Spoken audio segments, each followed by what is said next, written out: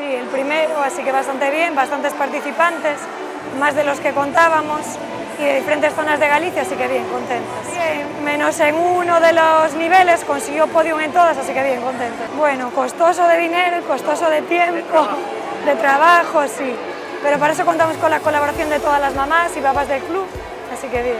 Queremos dar las gracias en nombre del club a las mamás, a los papás que están siempre pendientes de todo, al Concello de Arteixo, a Petit Leré, El Varadero, Café Barsebe, Santo Salgado y seguro que alguien más que se nos queda. Os invitamos a venir a todos el próximo año en el segundo trofeo de Ferbello, que esperamos que sea mejor y más participantes. Muchas gracias.